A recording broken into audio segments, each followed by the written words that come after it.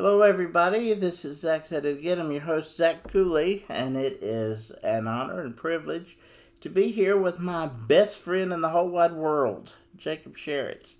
He is a loan officer for Farm Credit of the Virginias, and he is also a seventh generation farmer of his own farm in Wythe County. So, thank you, buddy, for doing this. I know this is not your favorite thing, but you were nice enough to do this for me, so thanks for talking to me today. You're welcome. So, I appreciate you asking me to come on, Zachary. well, we're going to talk about a very neat thing that you gave me an opportunity to do, which is being wheelchair bound. You don't expect, particularly when you're 40 years old and 180 pounds of dead weight, you don't expect to get to do things like riding around in a tractor and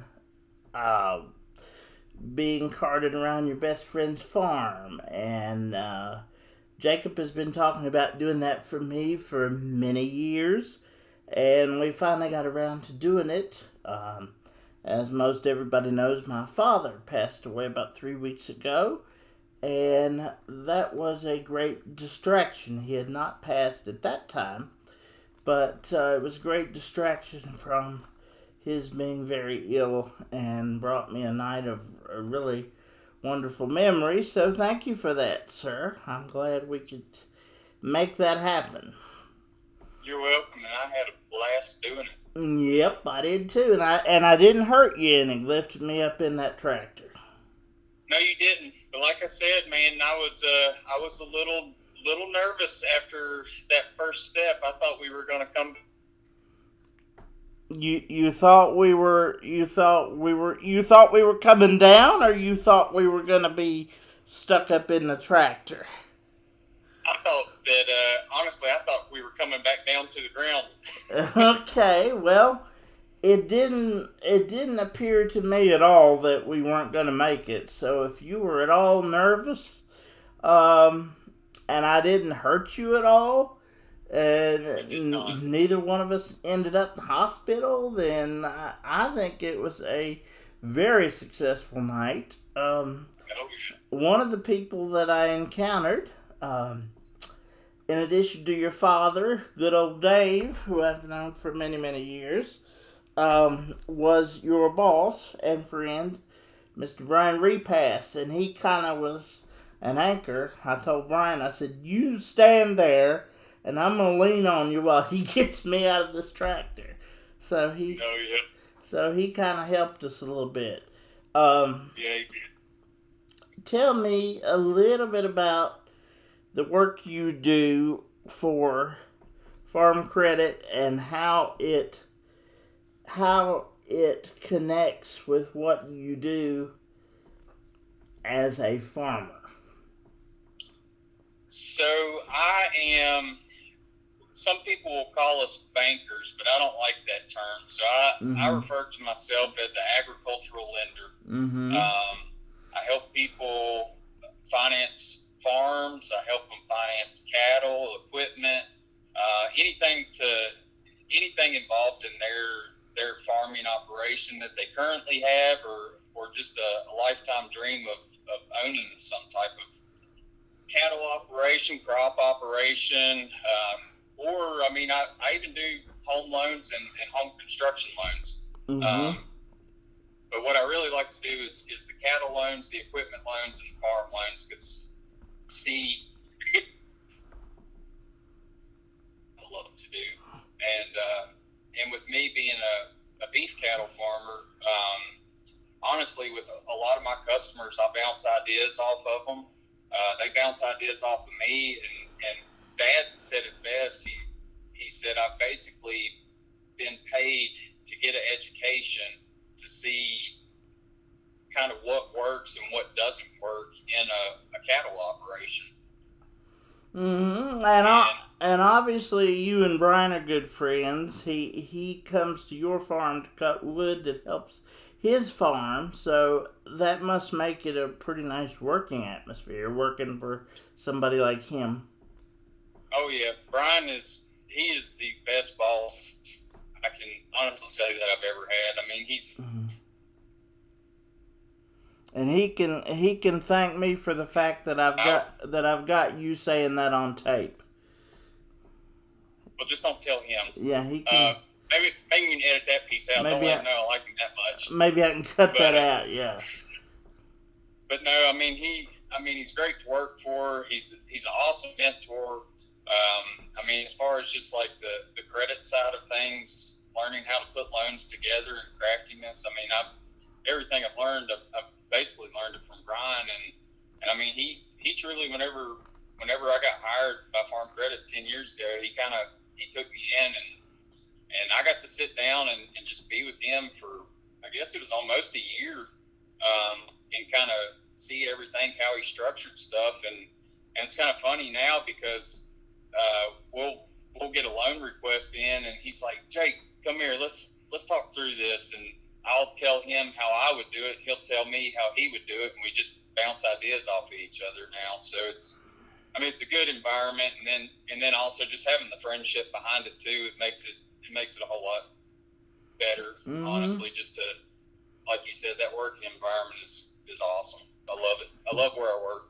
Do you find it easier, because there seems to be, like we were talking about, you were coming home from a meeting, you've had meetings all day long, all over the place, but you particularly enjoyed this meeting because you were talking to fellow cattle farmers, and I said you have fellow moo people, because the famous quote from you, and it's even in the article, you tell me I love my moos. And the great thing about what I have seen over the years of you farming is that you can love and care and nurture your cattle. And like the last time we went out for a steak dinner, you were very upset that one of your cows had dropped dead and you couldn't figure out why. And your wife's aunt and her husband were at the table across from us, and the three of you sat and tried to figure out, where did you find it laying? What was the weather like when you found it? Y'all were sitting there trying to figure this out, but it disturbed you.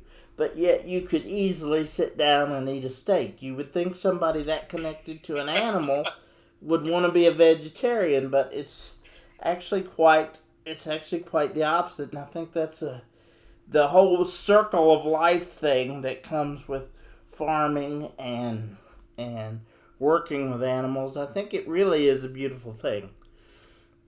Honestly. Yeah, and I mean, honestly, like for me, so I'm a cow-calf producer, and I love watching or seeing the new babies out in the field, and just having a live calf born. It's a different type of feeling. I don't know, it just gets you excited about calving season. I mean, it can be winter time, and you're dreading going out there to check cattle to make sure that cow's had her calf, but whenever you see that baby, it's like everything's good. Mm-hmm. And then the part that you were getting at there, talking about a dead animal that you love and care for, and then eating the steak. The other part for me that I love is being able to finish out an animal and seeing the quality of product that I'm able to grow. And right. I think that's another factor, and I think it's a factor for a lot of cattle farmers. I mean, we all love our animals and tend to them, because we wouldn't do the stuff that we do. We wouldn't work full-time jobs and feed in the dark, feed in the snow, and take care of animals or anything along those lines if we didn't love it. And you mentioned, of course, you grew up on a farm. Your wife's farm and the farm she grew up on is connected to yours, so it seemed kind of obvious in hindsight that the two of you would be eventually connected to each other. You got married where your farms adjoin, in Pineview, Yep. and where you have a beautiful home. You helped my young friends Zach and Adrian purchase their home across the street from you.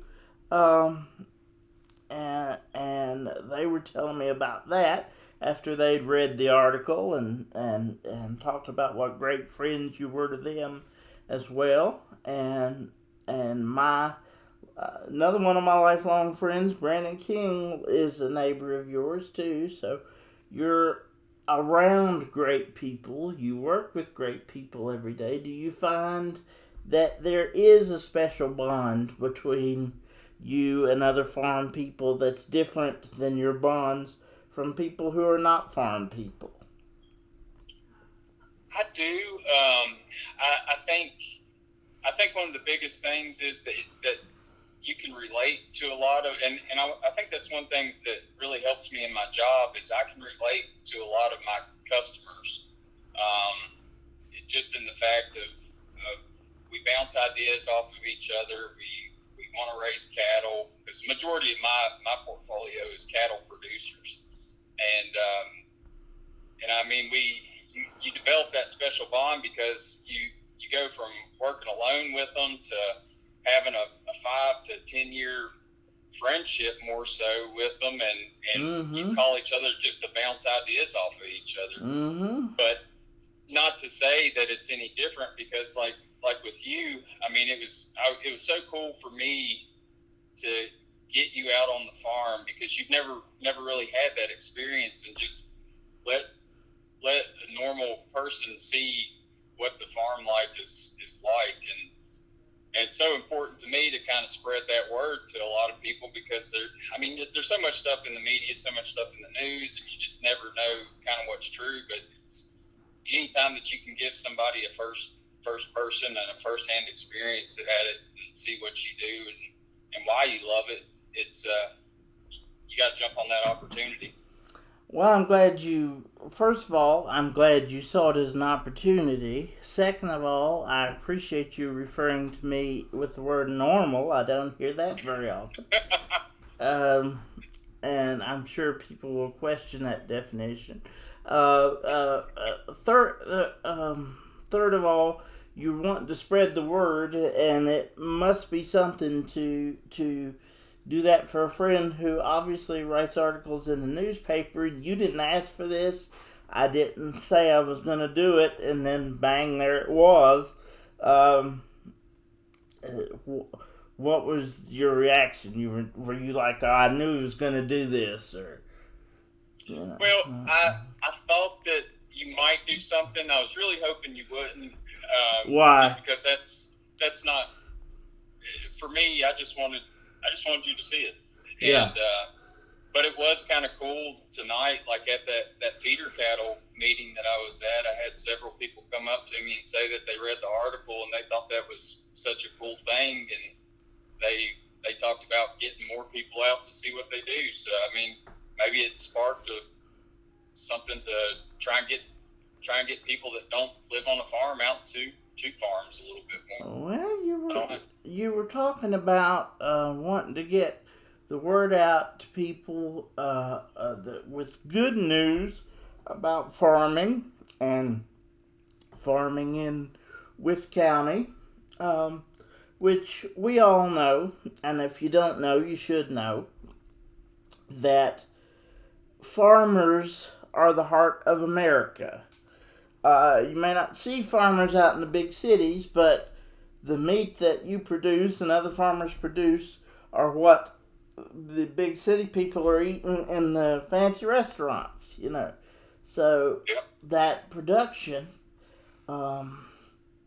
is the heart of America, and the work that is done right here in Wythe County, right here in Southwest Virginia, in your case for 7 generations, is really what this country is all about.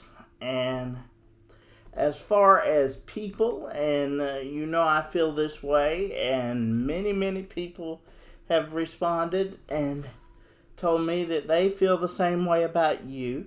There is not a better human being in this entire world.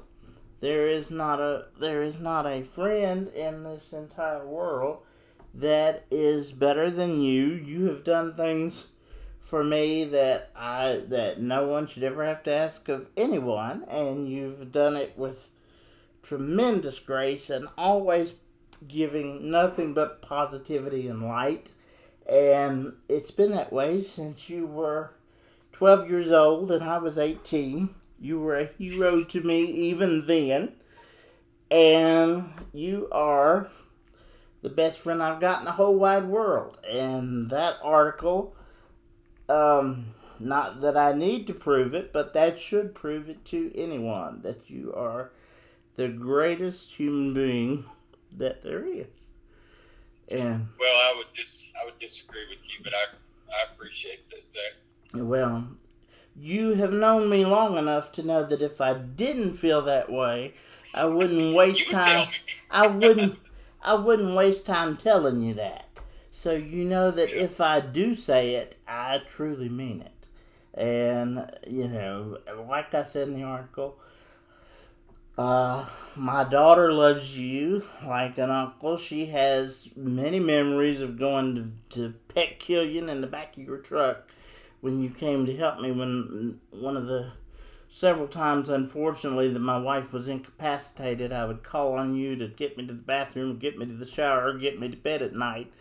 And you would always let Bella pet Killian, and you'd take her for a ride on Uncle Jacob's shoulders. She remembers that to this day. And then when we were together, you were taking me to see your beautiful children, and Myra wanted to come home with me.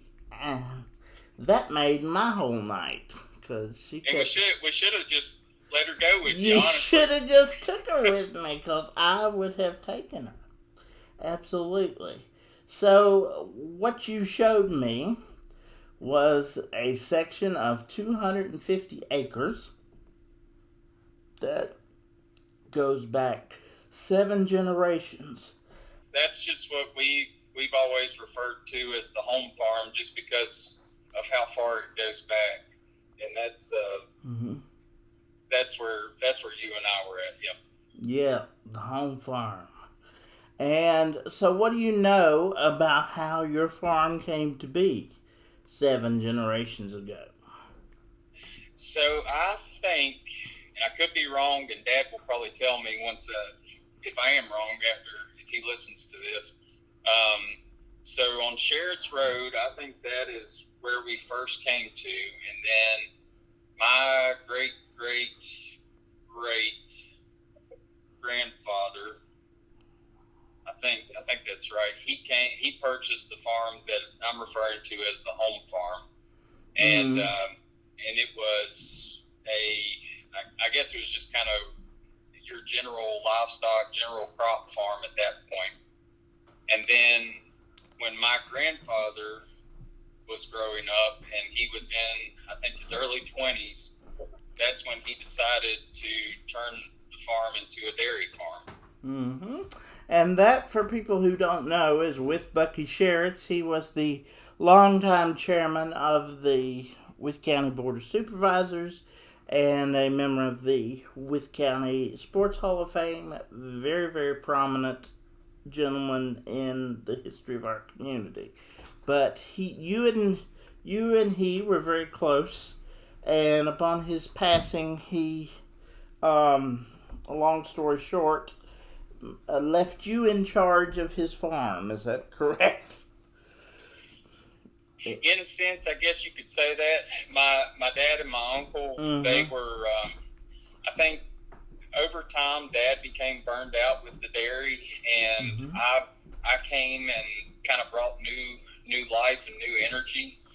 And I think Papa saw that, Dad saw that, Uncle Dan saw that, and they all have kind of just let me roll with things the way that I want to. And even if it's something that they tried before and it didn't work, Dad will say, "Well, we've done that, but," he said, "you might be able to do it better." And Mm. so I never once really feel a wall of resistance whenever I was trying to implement anything, and it was honestly a lot of support, and it gave me plenty of opportunity, and